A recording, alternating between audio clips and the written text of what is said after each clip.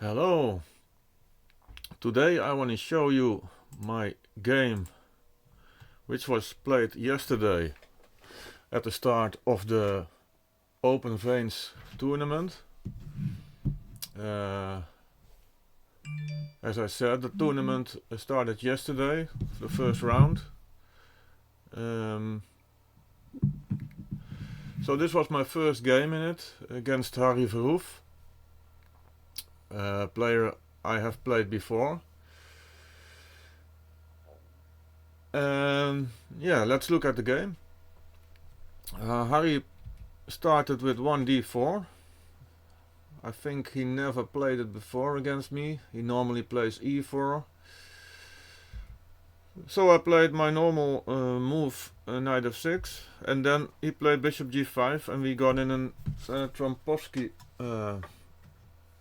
attack, which I normally answer with the move I played yesterday, which is knight e4.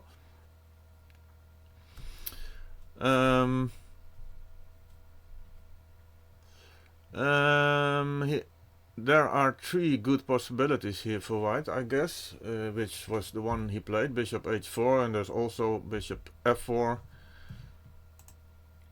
and also h4 is a move here.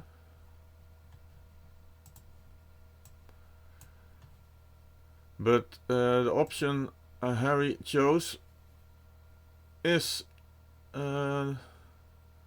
I guess the move most played.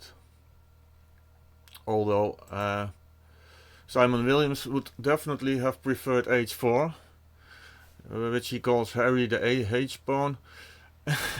And you should expect my opponent, which name is Harry, that he would have played it. But jokes aside, he did not play it, and he played bishop f4 as said. I played c5 to have some play in the center.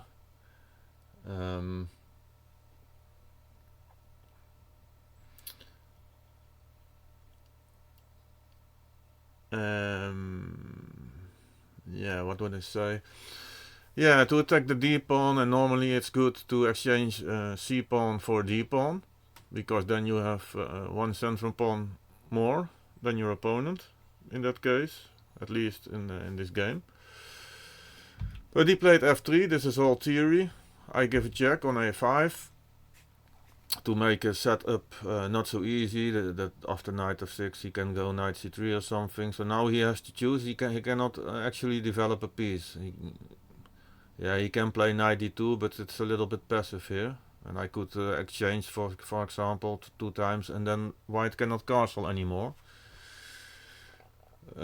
which is maybe not that important with the queens off, but yeah, you don't want to play for a win with white this way, obviously. So now white has to play c3. Also, I was happy with this f3 move, because yeah, of course I play knight f6 here. When white still want to exchange his bishop for the knight here, then this square on e3 has become very weakened.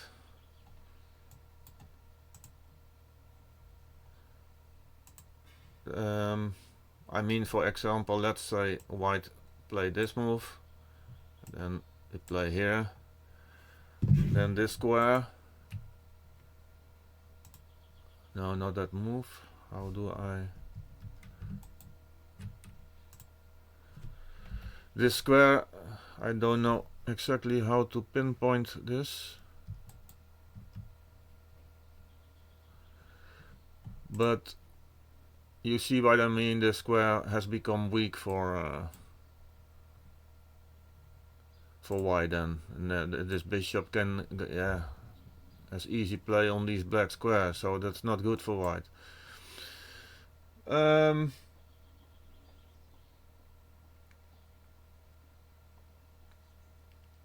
So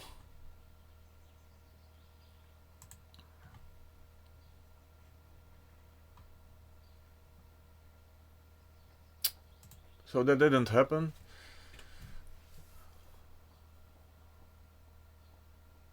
When I sometimes don't speak, then I'm actually playing some variations in my head and think about what I would say about the position. Yeah, knight d2. It's logical. So I took here, then he took back. Of course, he doesn't want to take by himself this pawn. Like I said, then I have one center pawn more, and yeah, that is not good for white. So we exchanged pawns, and then I developed my knight, which looks clearly logical. Then he has to play e3. And now you see that this clumsy looking pieces for white, it's not easy to develop here. He has to play e3 to cover that, then bishop has to go out here, and then the knight can only go to e2 and not to f3 because of this pawn which was played there. So it's clear that black has no problems. And here I played obviously a new move. I saw in the database that this position was played once. So that's quite interesting, fascinating that after 8 moves the position was only played once. And that game went further this way, when the bishop was actually exchanged for the knight. And then you see how difficult it was for white, yeah, to develop some kind of initiative, and black even castled long, and after 22 moves they accepted the draw. Although this is pretty much an interesting position for sure, I guess, but maybe, well, probably the players are both happy with the draw. So, but anyway, I played d5 here, and then my opponent played queen b3.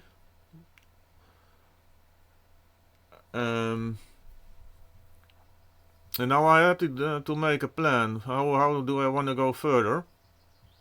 So I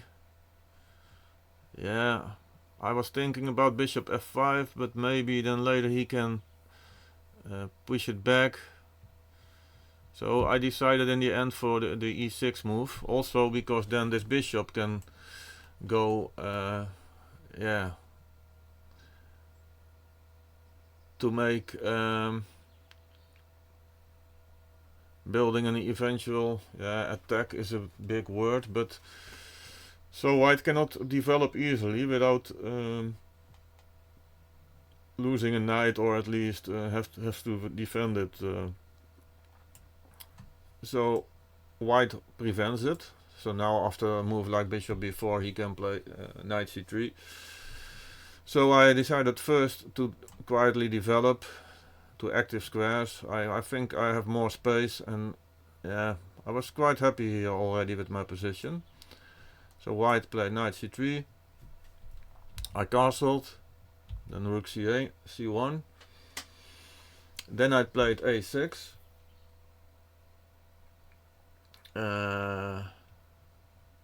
So I can make a plan with b5 and get more space even, and after b5 he cannot play this maneuver with knight e4, a4, c5 anymore. But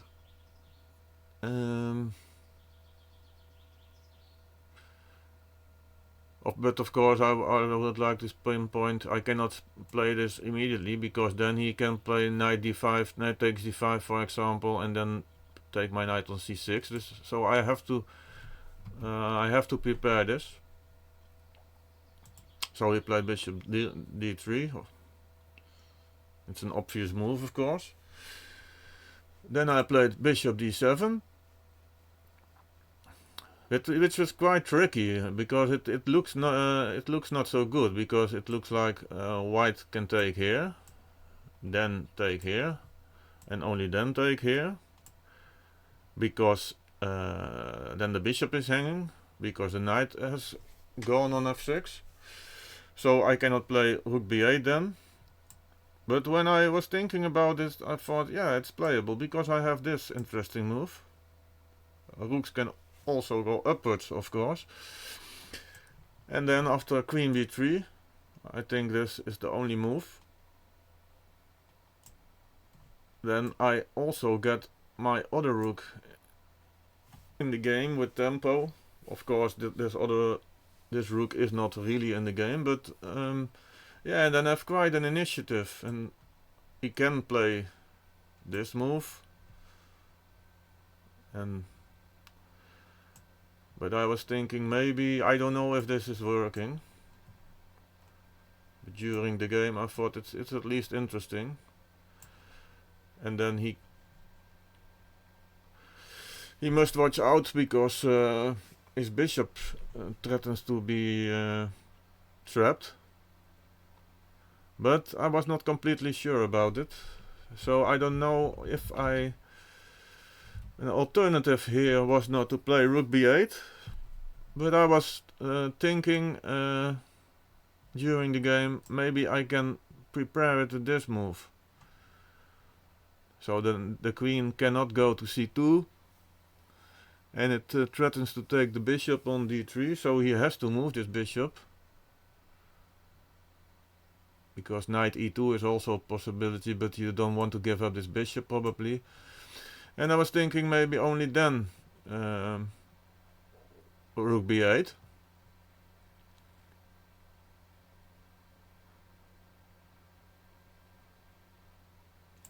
Which looked quite interesting. I was not sure I would have played it, but in this way. But at least this pawn sacrifice is really interesting, and I have the two bishops and an open position is coming, and yeah, I prefer black even with pawn less. But my opponent didn't dare to take. He castled. After the game he said he looked at this variation, but